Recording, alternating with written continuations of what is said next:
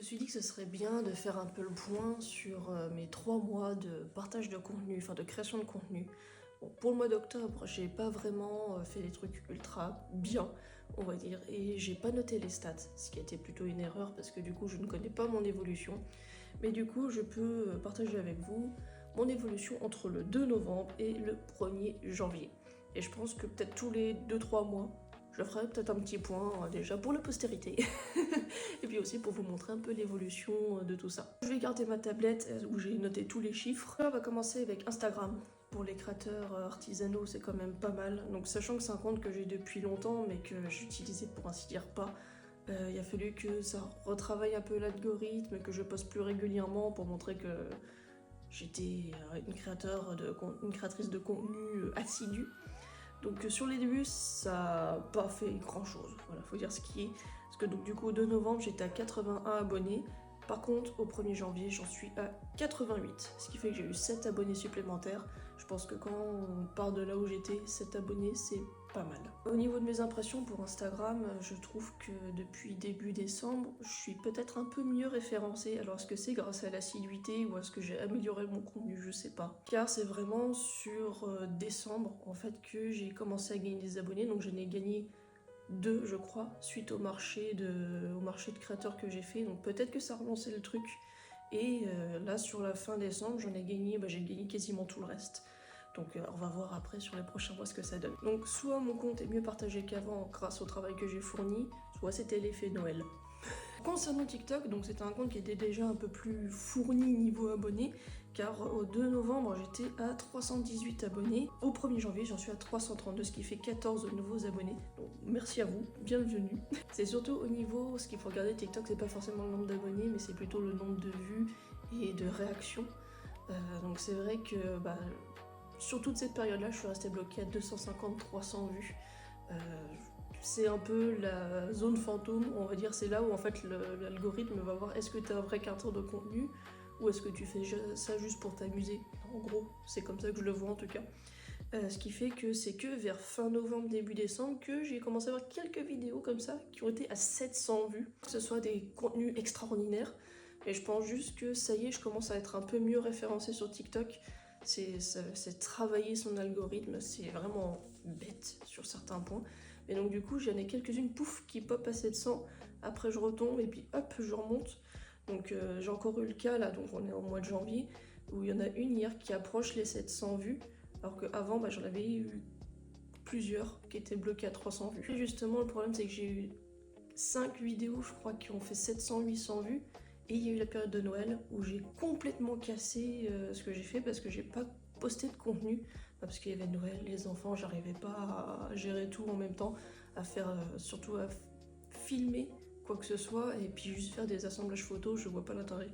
Donc j'ai rien posté, ou très peu, et donc du coup ça a un peu cassé le truc. Donc pendant une semaine et demie, 2 semaines, j'ai quasiment rien fait, et puis je suis retombée dans la zone des 300 vues, et donc là c'est le dernier ou l'avant-dernier que j'ai fait, là donc au mois de janvier, ça y est qui recommence un peu à remonter. Ensuite, on va parler de YouTube. Donc YouTube, j'ai changé le nom de la chaîne. Je crois que c'était au mois de novembre où j'ai mis le même nom que pour TikTok. Donc avant c'était Matsu Stories, c'est devenu Tsutsu IRL parce que Tsutsu c'est plus moi maintenant que la moi d'il y a 10 ans. Ah oui, les années sont passées, ça fait un peu mal. J'ai commencé au 2 novembre avec 511 abonnés et au 1er janvier j'étais à 539, ce qui fait que j'ai plus 28 abonnés.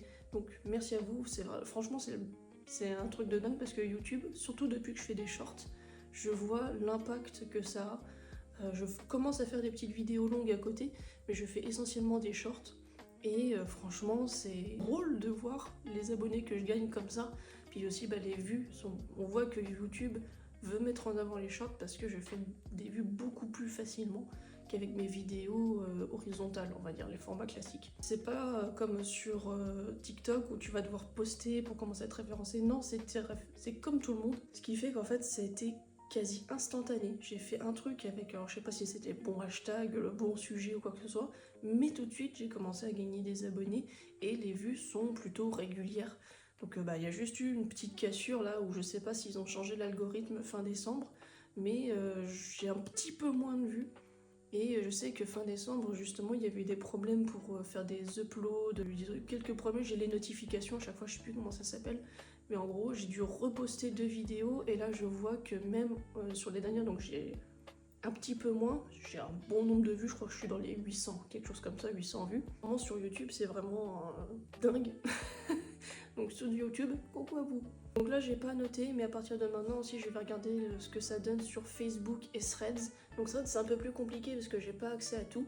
Et aussi sur tous les réseaux, notamment pour les vidéos, je vais regarder aussi le temps de visionnage moyen des vidéos. Je regarde pas le taux de rétention parce que toutes les plateformes ne le donnent pas, mais au moins le visionnage moyen, ça me donne un peu une idée en fait de quand les gens se barrent de la vidéo en fait. Donc là maintenant, donc, ce que je fais depuis novembre, c'est que j'ai un calendrier de contenu et j'analyse un peu ce qui va, ce qui ne va pas.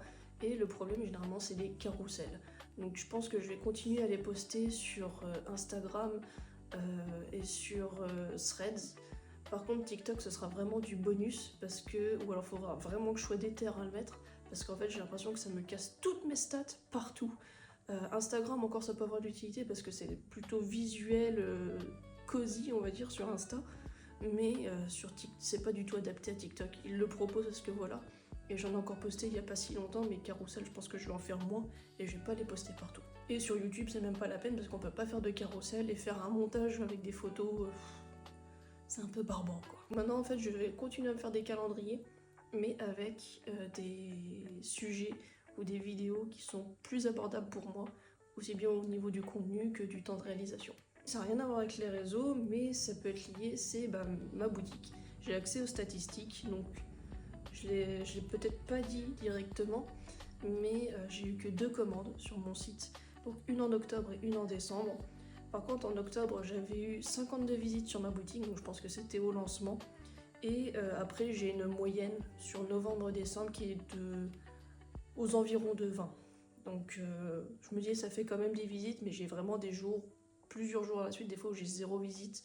Et donc c'est vrai que ça peut être régulé par rapport aux vidéos que je poste ou quoi que ce soit. Je me fais pas énormément de soucis parce que je me dis que c'est logique.